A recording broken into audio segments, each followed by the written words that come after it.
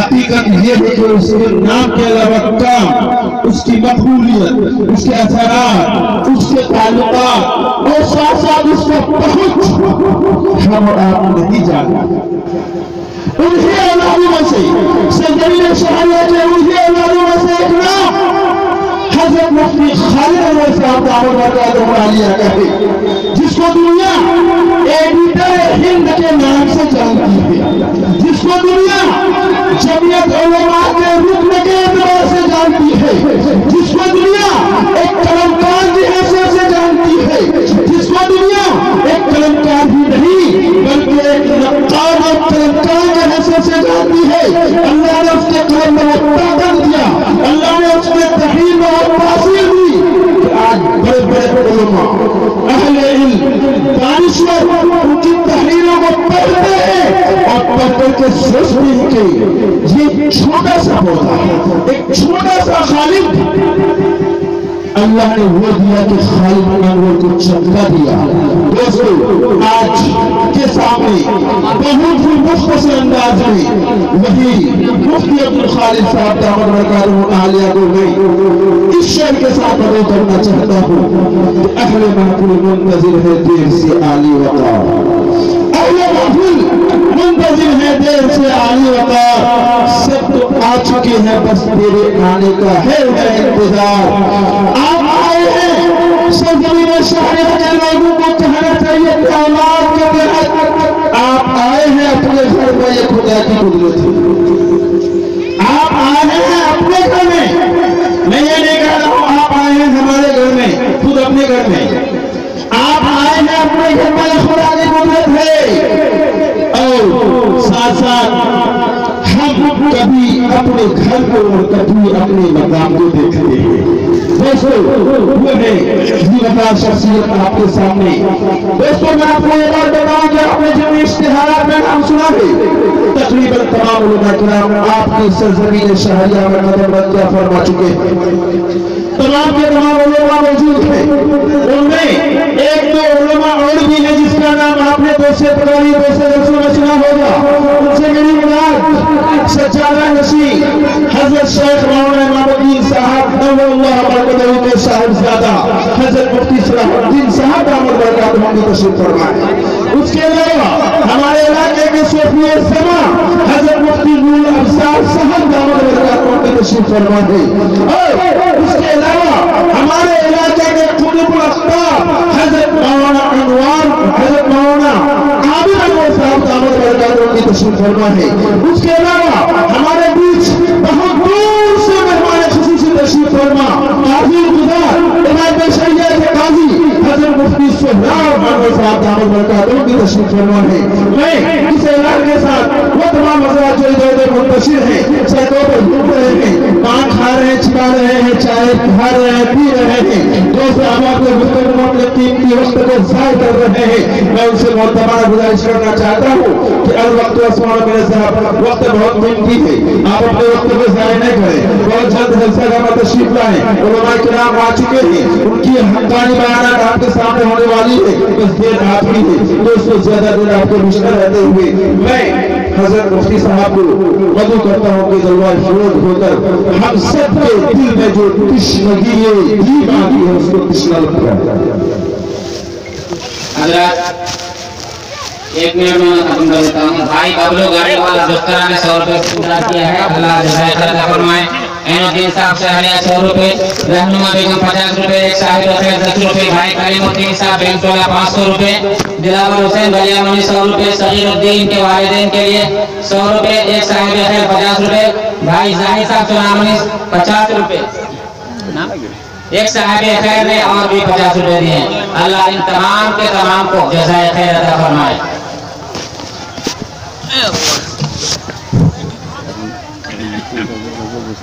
الحمدللہ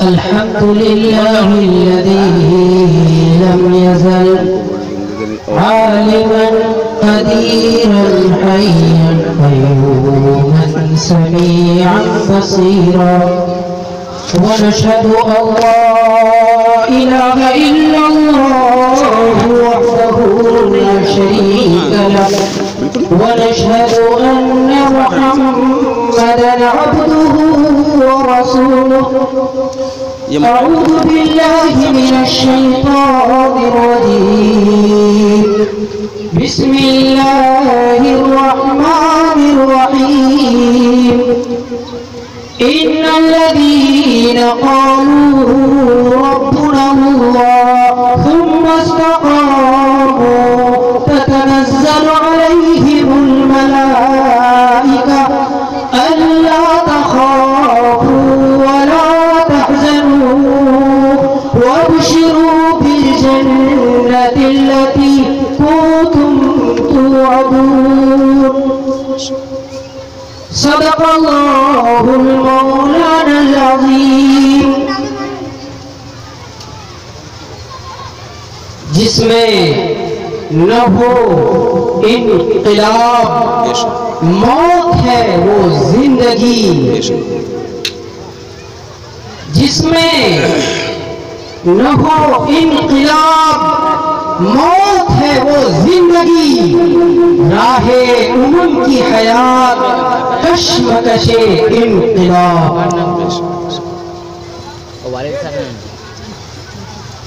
میرے بزرگوں، دوستوں، نوجوان ساتھیوں،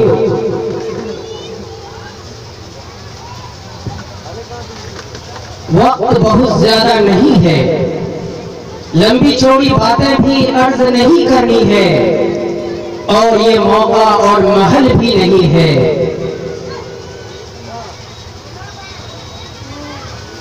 قرآن کریم کی جو آیت کریمہ ہم نے پڑھی ہے، آج کے حالات کے تناظر میں، جبکہ عالمی پیمانے پر اور خاص طور سے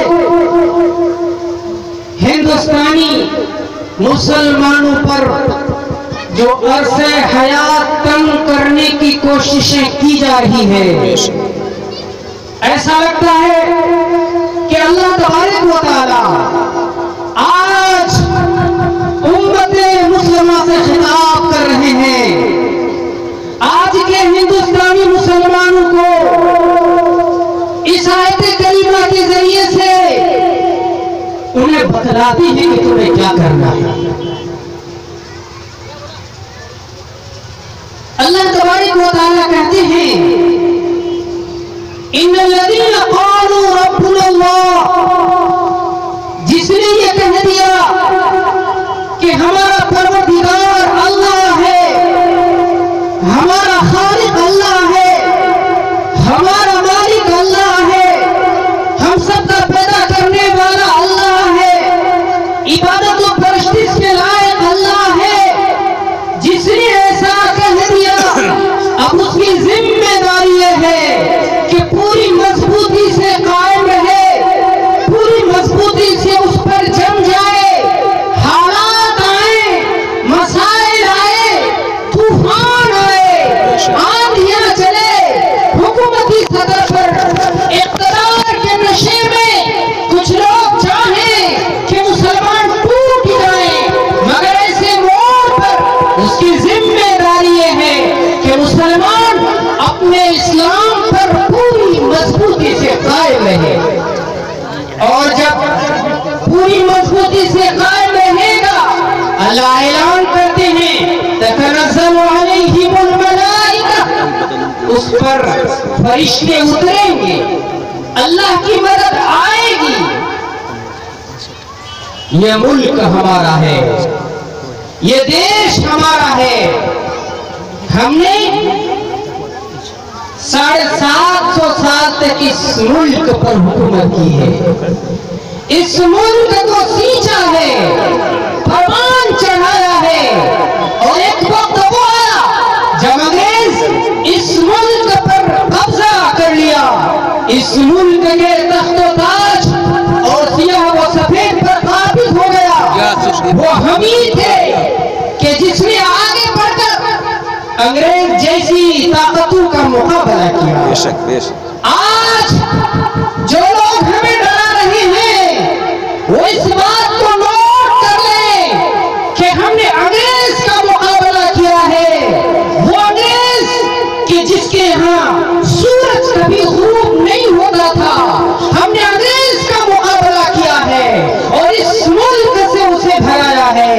آپ تو کچھ بھی نہیں ہیں۔ اللہ کے رسول پیارے نبی محمد مصطفیٰ صلی اللہ علیہ وسلم پر سب سے پہلی وحی اترتی ہے، وحی کا سب سے پہلا تجربہ ہے۔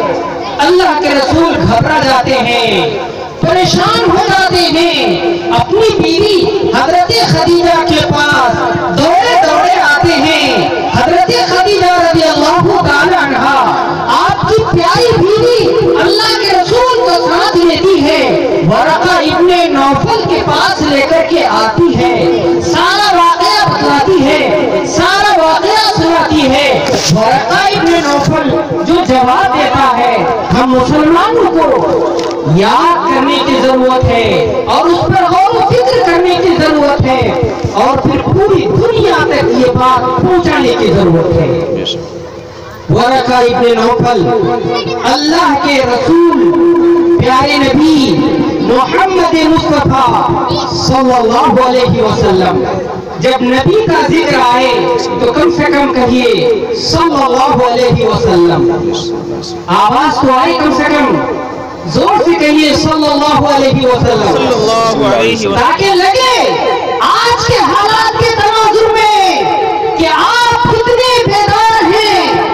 آج بیداری کی ضرورت ہے۔ اللہ کے رسول سے جب سارا واقعہ سنا، ورقہ ابن نوفل نے تین بات کہی۔ سب سے پہلے ورقہ ابن نوفل نے کہا کہ اے محمد، تمہاری تکذیب کی جائے گی، تمہیں جھٹلایا جائے گا، تم اسلام کا جو حکم دو گے لوگ جھٹلائیں گے۔ اللہ کے رسول خاموش رہے۔ دوسری بات ورقہ ابن نوفل نے کہا، اے محمد، تمہیں اذیت دی جائے گی، تمہیں ستایا جائے گا، تمہیں تکلیف دی جائے گی۔ اللہ کے رسول خاموش رہے۔ پہلی بات تمہیں تکذیب کی جائے گی، جھٹلایا جائے گا، اللہ کے رسول خاموش رہے۔ دوسری بات تمہیں ستایا جائے گا، اللہ کے رسول خاموش رہے۔ تیسری بات ورقہ ابن نوفل نے کہا، اے محمد، تمہیں نکال دیا جائے گا، اس شہر سے نکال دیا جائے گا۔ اللہ کے رسول پہلی بات پر خاموش رہے، اللہ کے رسول دوسری بات پر خاموش رہے۔ جب تیسری بات کہی گئی کہ محمد تمہیں اس شہر سے نکالا جائے گا، اللہ کے رسول پیارے نبی محمد مصطفیٰ صلی اللہ علیہ وسلم سے رہا نہیں گیا اور آپ نے کہا کہ کیا مجھے نکال دیا جائے گا، کیا مجھے اس شہر سے نکال دیا جائے گا؟ یعنی اللہ کے رسول کو، پیارے نبی کو، محمد مصطفیٰ صلی اللہ علیہ وسلم کو اس ملک سے جس ملک میں رہتے تھے اتنی محبت تھی، اتنی محبت تھی کہ جب ورقہ ابن نوفل نے کہا کہ تمہیں نکال دیا جائے گا، اللہ کے رسول کہنے لگے کہ کیا مجھے نکال دیا جائے گا، کیا مجھے نکال دیا جائے گا؟ میرے بزرگوں، یہی وجہ ہے تین طلاق کے ایشو پر ہم خاموش رہے۔ بابری مسجد کا فیصلہ آیا، ہمارے خلاف سپریم کورٹ سے فیصلہ آیا، حالانکہ سارے ثبوت، سارے شواہد، ساری دلیلیں ہمارے حق میں، مگر فیصلہ آتا ہے دوسرے کے حق میں۔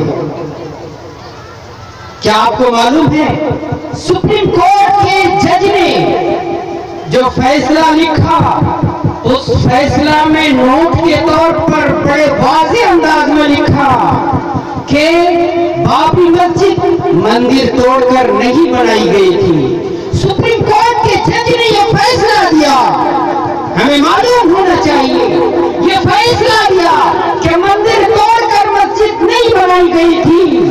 جج نے یہ لکھا نوٹ کے طور پر کہ 1992 میں جو بابری مسجد شہید کی گئی وہ غیر قانونی تھا۔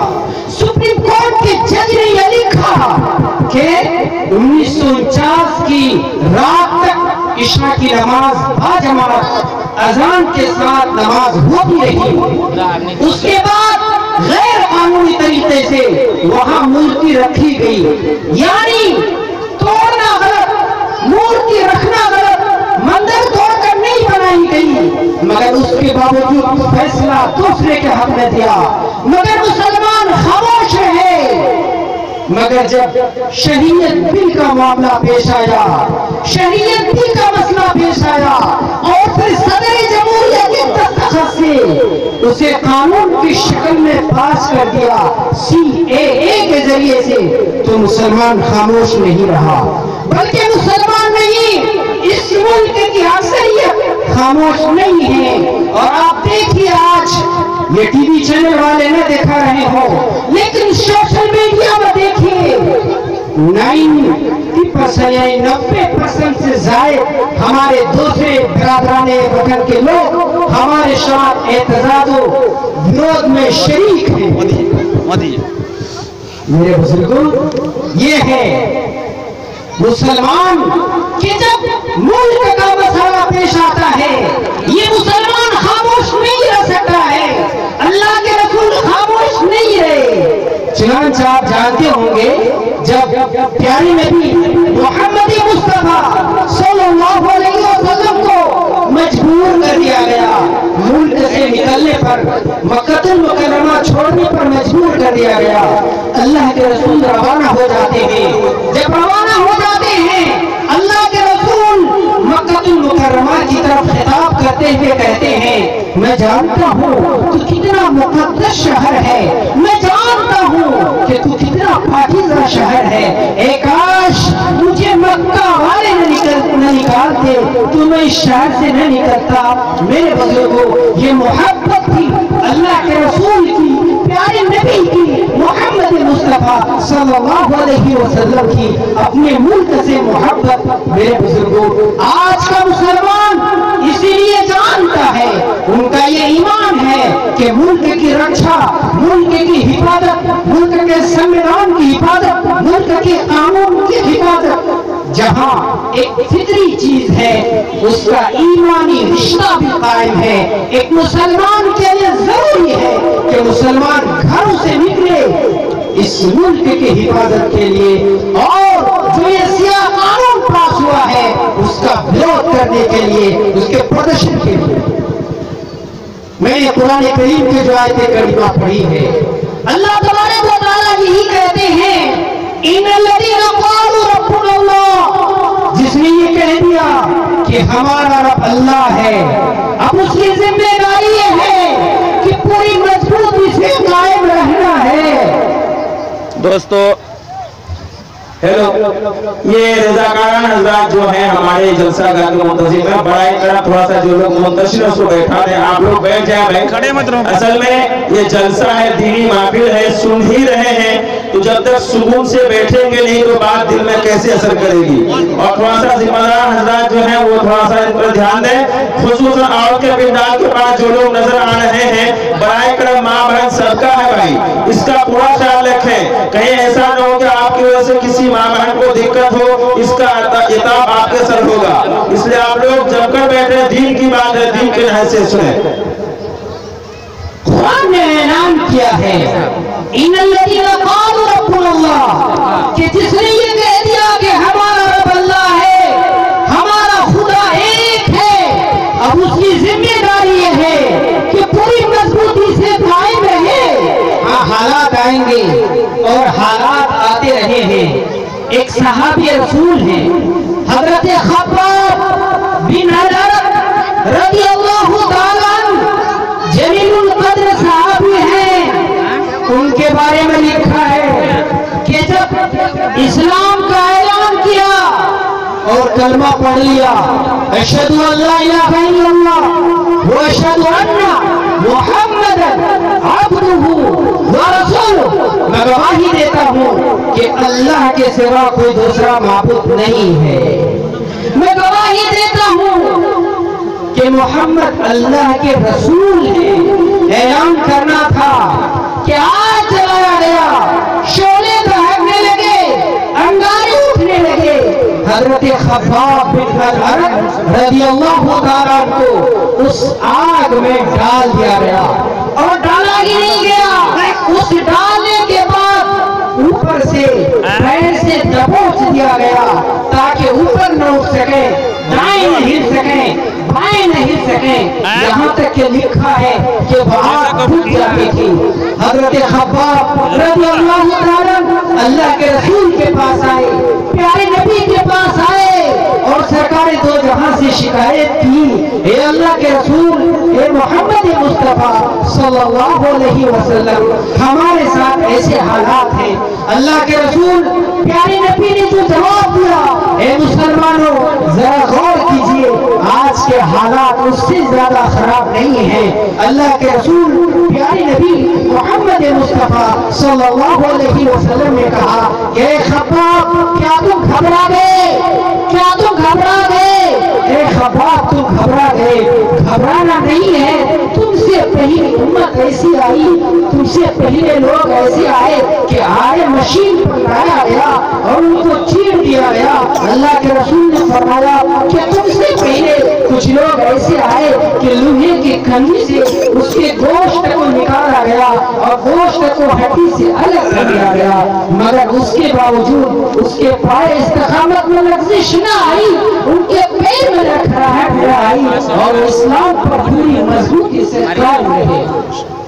میرے بزرگوں، آج شہریت بل کے ذریعے سے یہی کوشش ہو رہی ہے کہ لوگ مرتد ہو جائیں، لوگ اسلام سے پھر جائیں، چونکہ جب آپ اسلام کے ماننے والے ہوں گے، جب آپ محمد ہوں گے، آپ کے لیے سارے راستے بند ہو جائیں گے، اور جب ایک مسلمان مرتد ہو جائے گا، دوسرے کی طرف کنورٹ ہو جائے گا، سارے راستے کھل جائیں گے۔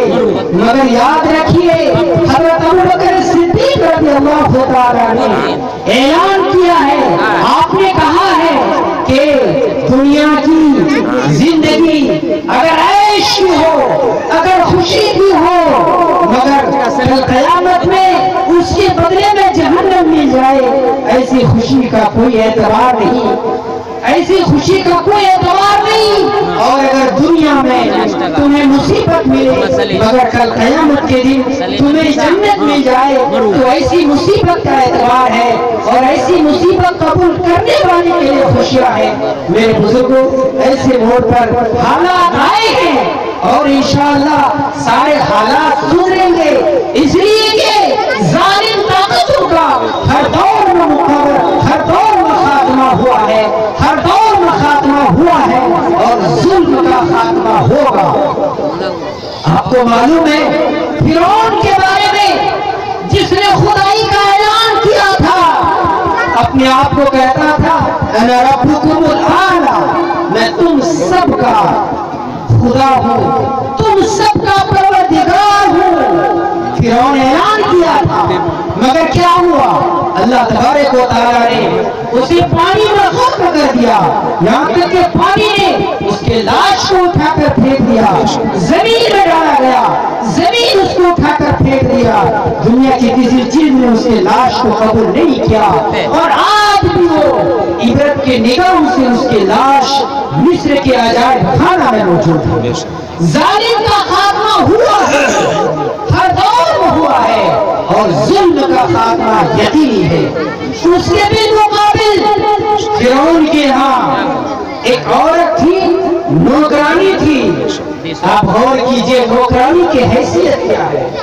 کنگھی گر جاتی ہے، جب کنگھی وہ اٹھاتی ہے، اٹھاتے ہوئے حضرت موسیٰ کے رب کا نام بولتی ہے، فرعون کے پاس شکایت پہنچ جاتی ہے، فرعون اس کو سخت سزا دیتا ہے، اذیتناک سزا، ایسی سزا کہ روح کانپ اٹھتی ہے اس کے بیان کرنے سے، مگر شہید ہو جاتی ہے اللہ کے راستے میں۔ آگے دیکھیے اللہ کے رسول پیارے نبی محمد مصطفیٰ صلی اللہ علیہ وسلم معراج کی رات बैतुल मक़दस से गुजर रहे हैं, रास्ते में खुशबू आती है, हजरत जिब्राइल से पूछते हैं ये खुशबू कहाँ की है। हजरत जिब्राइल कहते हैं ए नबी ये खुशबू कहाँ की है। ये खुशबू फिरौन के घर में जो औरत नौकरानी करती थी उसके कब्र से ये खुशबू आ रही है। ये है अल्लाह तबारक व तआला ने मज़लूम का जिस पर जुल्म किया है, अल्लाह ने उसके मकाम को कितना बुलंद किया, और जो जालिम था उसका खात्मा किस तरह से किया।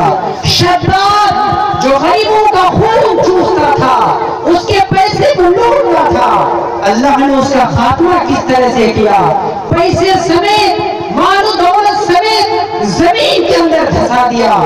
उसके भी मुकाबिल हजरत मूसा ने जो नसीहत की, हजरत मूसा के मकाम को कितना बुलंद किया। मेरे बुजुर्गों, अब दौर आ गया है इनकलाब लाने का। इसके लिए आपको बेदार होना पड़ेगा, हम सबको बेदार होना पड़ेगा। अगर बेदार नहीं होंगे तो मुकाबला नहीं हो सकता है। आज पूरे मुल्क में एहतजाज जारी है, हर तरफ से यह आवाज उठनी चाहिए। बेशक, मगर एक पैगाम जाना चाहिए कि इस बिल के खिलाफ सिर्फ मुसलमान नहीं बल्कि हिंदुस्तान की सारी ताकत इस बिल के खिलाफ है। चूंकि ये बिल हिंदुस्तान के आईन के खिलाफ है, हिंदुस्तान के संविधान के खिलाफ है, हिंदुस्तान के कानून के खिलाफ है। मजहब की बुनियाद पर भेदभाव नहीं हो सकता है। जो लोग ये सोचते हैं, जो लोग ये कहते हैं, वो लोग मुट्ठी भर हैं। जो लोग कहते हैं कि हिंदुस्तान में हिंदू राष्ट्र कायम हो जाएगा, ये उनकी भूल है, ये उनकी भूल है। इस मुल्क की मिट्टी में कौमी एकता की तासीर रखी है, इस मुल्क की मिट्टी में जमहूरियत की तासीर रखी है, इस मुल्क के आईन में सेकुलरिज्म वादी अंदाज में मौजूद है। दुनिया की कोई ताकत खत्म नहीं कर सकती है। और हम इस हिंदुस्तान के 22 शहरी हैं और हम रहेंगे, इसको कोई खत्म नहीं कर सकता है। जरूरत है कि जब ये दोनों और हमारे दूसरे अकाबिर जो ऐलान करते हैं उसके आवाज पर लब्बैक कहने की, अगर घरों से निकलने के लिए कहा जाए तो घरों से निकलने की जरूरत है आज। इसलिए कि हम हिंदुस्तान में रहेंगे तो अपनी पूरी तहजीब और सकाफत के साथ रहेंगे। हम हिंदुस्तान में रहेंगे तो हमारी मस्जिदें भी आबाद रहेंगी, हमारे मदरसे भी आबाद रहेंगे, हमारी ईदगाहें भी महफूज रहेंगी। और सजदों के निशान के जरिए से जिस तरह से हिंदुस्तान को सजाया है, हम कयामत तक सजाए रखेंगे, इसको कोई खत्म नहीं कर सकता। मेरे बुजुर्गों, लेकिन जरूरत है इनकलाब लाने के लिए आपको और हम सबको बेदार होने की। अभी आप देखिए कि हिंदुस्तान के लोगों ने थोड़ी कोशिश की, इस थोड़ी सी कोशिश के नतीजे में क्या हुआ, मुल्क का जो प्राइम मिनिस्टर है वो रामलीला मैदान से, उस जगह से जो राम के नाम पर है, उस जगह से वो कह रहा है कि हमने कभी बोला ही नहीं था नासिक के बारे में।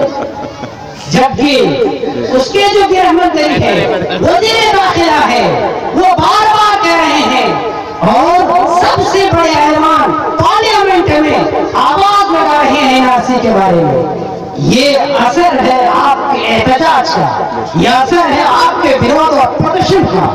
और अभी इसके अलावा बहुत ज्यादा होगा। मौलाना महमूद मदनी साहब ने जो ऐलान किया है कि हम जालिमों को यकीन दिलाते हैं, हम जालिमों को यकीन दिलाते हैं कि आपकी गोलियां कम पड़ जाएंगी, हमारे सीने कम नहीं पड़ेंगे। बेशक, बेशक। क्या है आज दफा 144 नोटिस करके हमारे एहतजाज को खराब करने की कोशिशें की जाती है और मासूम बच्चों को गोलियों से मारा जाता है। मगर याद रखिए कि इस मुल्क की मिट्टी में यह तासीर रखी है کہ جب شہادت ہوتی ہے، جب خون نکلتا ہے تو اس ملک میں آزادی ہوتی ہے۔ کیا آپ سب آزادی چاہتے ہیں؟ کیا آپ سب آزادی چاہتے ہیں؟ بالکل خاموش ہیں۔ اس میں آواز دو نا۔ چلیے اگر آزادی چاہتے ہیں ایک مرتبہ نعرہ لگائیے۔ آ جائے نعرہ تکبیر، نعرہ تکبیر، ہندوستان، ہندوستان سے بولا ہندوستان، سر کٹا سکتے ہیں لیکن سر جھکا سکتے نہیں۔ زندہ باد۔ آپ لوگ تھوڑا سا بیدار لوگوں کے ساتھ مفتی صاحب کی بات کو سنیں، میں پہلے ہی کہہ چکا تھا کہ آج آپ کے سامنے جو خطیب ہیں، یقیناً یہ خطابت کے سوال آپ کو دنیا کے اس تمام چیزوں کا نچوڑ بتا رہے ہیں جہاں آپ تاریخ میں بہت دور سے بھی دیکھنا چاہیں گے تو آپ کو سامنے لا رہے ہیں اور بتلا رہے ہیں۔ تھوڑا سا بیدار لفظی کے ساتھ سماعت کرنا۔ ہمیں چاہیے، دیکھیں آپ لوگ کتنے بیدار ہیں۔ ہمیں چاہیے آزادی، چاہیے آزادی، آزادی، لڑ کے لیں گے، آزادی، لڑ کے لیں گے، آزادی، لڑ کے لیں گے۔ آزادی، زور سے بولو، آزادی، زور سے بولو، آزادی، سب بولو۔ آزادی، ہم ہر حال میں آزادی، آزاد رہیں گے، آزاد رہیں۔ آزادی چاہیے، اس کو کوئی ختم نہیں کر سکتا ہے۔ ابھی 30 تاریخ کو اعلان ہوا ہے مجمع ہاٹ میں، کیا آپ سب جائیں گے؟ انشاءاللہ، پورا جم کر جانا ہے اور ہمارے دوسرے بھائیوں کو بھی ساتھ لانا ہے، اس لیے کہ کسی مذہب کے خلاف نہیں ہے، یہ آئین کے خلاف ہے۔ دعا کیجئے کہ اللہ تبارک و تعالی ہم سب کی حفاظت فرمائے، اللہ تبارک و تعالی اس ملک کی حفاظت فرمائے، اللہ تبارک و تعالی ہماری تہذیب و ثقافت کی حفاظت فرمائے۔ آمین وما علینا الا البلاغ۔ دوستو ابھی مفتی صاحب کی بات کو آپ بہت ہی اچھے انداز میں